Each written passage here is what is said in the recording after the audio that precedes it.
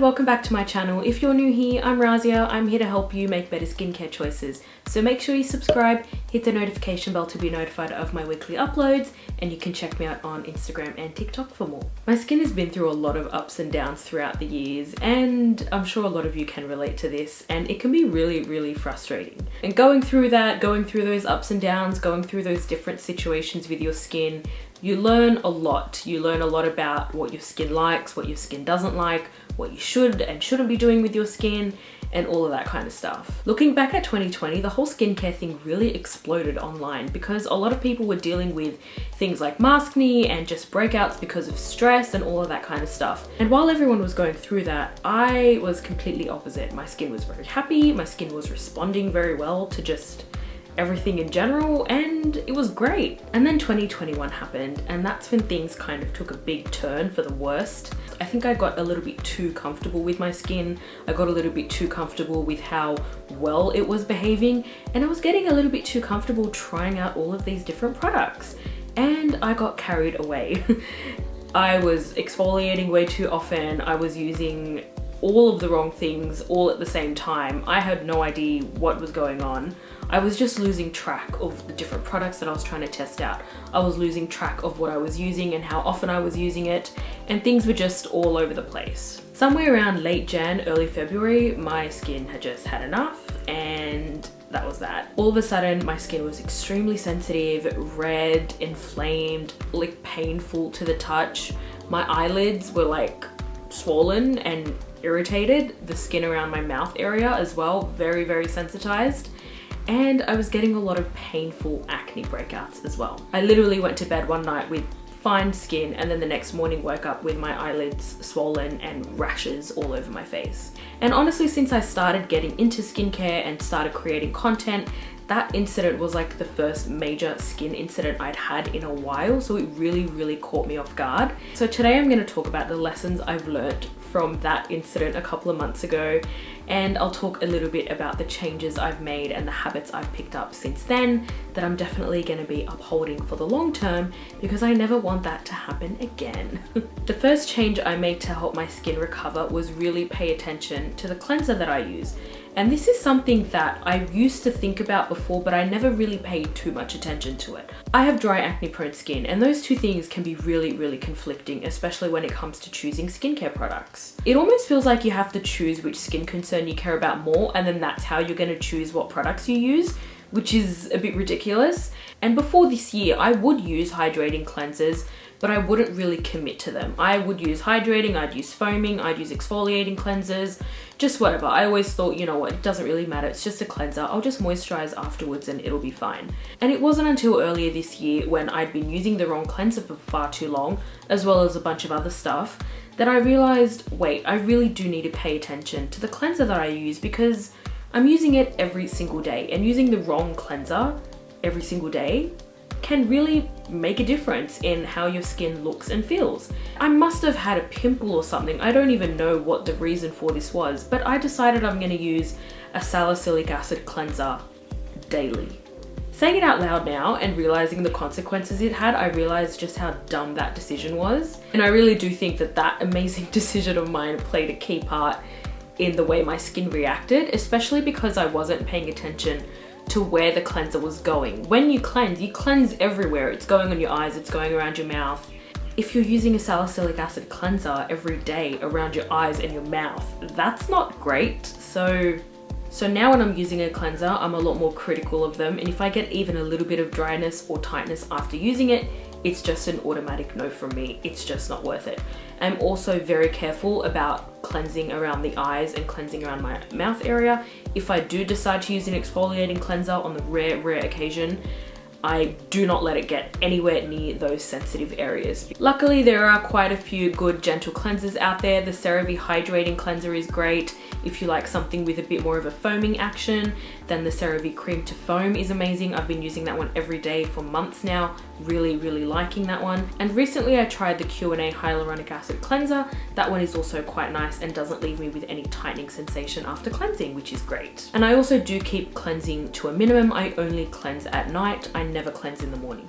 This is something I've done for ages though. This isn't something recent, because really washing your face, or washing your skin really, it dries your skin out. So if you can keep that to a minimum, it really can be beneficial. All right, let's move on to the next thing that has helped my skin recover, and that's taking care of how I treat my skin in the shower. Especially now that it's winter, a lot of us are taking longer, hot, steamy showers, and this really dehydrates the skin. As good as it feels, it really isn't the best thing for your skin. I will say the skin on our body tends to be a lot more resilient than our facial skin, so I for one am a lot more careless with my body skincare, so I don't mind slightly dehydrating my skin if it means I get a long, hot, steamy shower. It has been so cold recently, so it's okay. But one thing I do make sure of is to not let that water touch my face.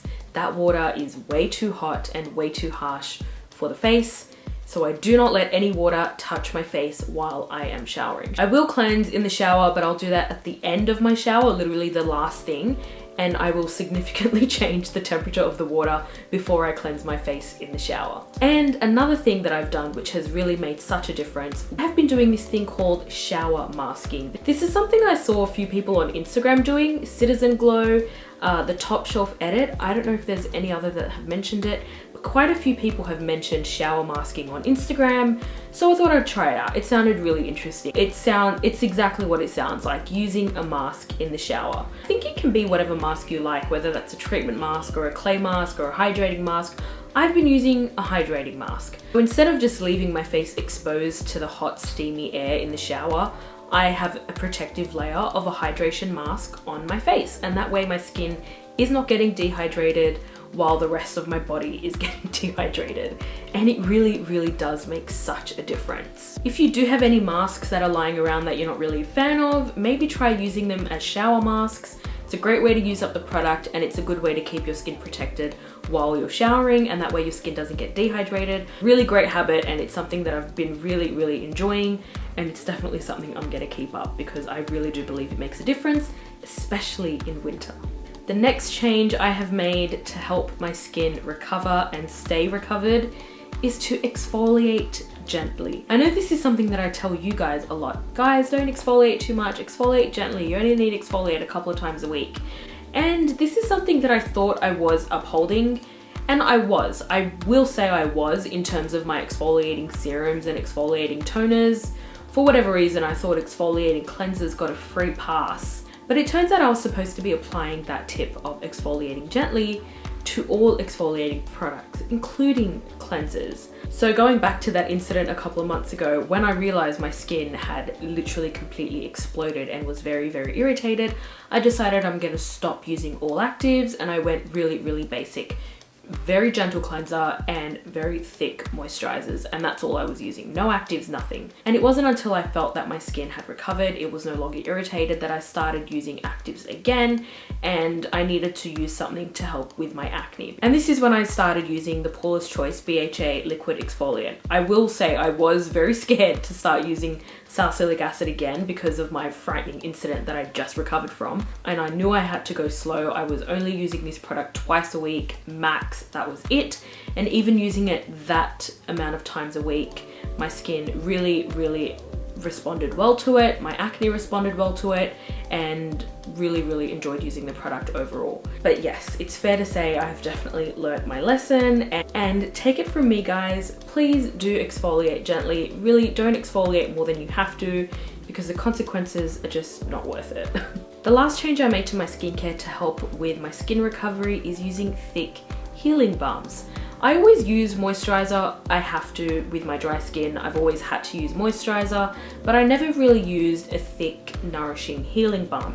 And it wasn't until my skin had been completely stripped of any nourishment that it might have had that I realized how important it is to use these healing products. Things like the La Roche-Posay Cicaplast, and recently I've tried the Avène Cicaphate. These types of products can really, really make a difference in your skin recovery, and not only your skin recovery, but it's also a really great prevention method. Using these thick, nourishing products really prevents your skin from freaking out in the first place. Especially now that we're in winter, a lot of people might be experiencing irritation in certain areas, or dry patches or redness. using these types of thick healing balms really makes such a difference. And I really do recommend that you try one of these products out to help keep your skin nice and protected. And if you are going through any irritation, hopefully this product can help heal that for you. For me, the Cicaplast made such a difference when it came to healing the irritation around my eyes and around my mouth, and I was using it as an overall moisturizer as well, and that's something that I'm still using today. I am over moisturizing, over protecting, over hydrating my skin just to make sure she stays happy, because obviously she's very fussy and my carelessness doesn't help.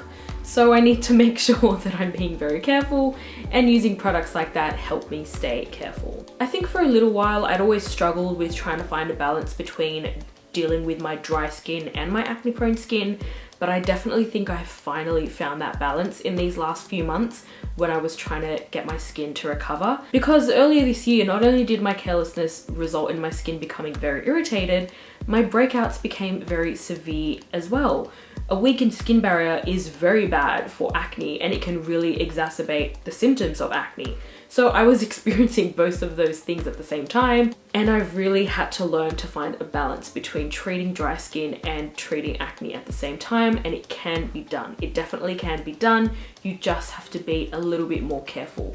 So those were the 4 main adjustments that I made to my skincare to help with healing my skin these past few months.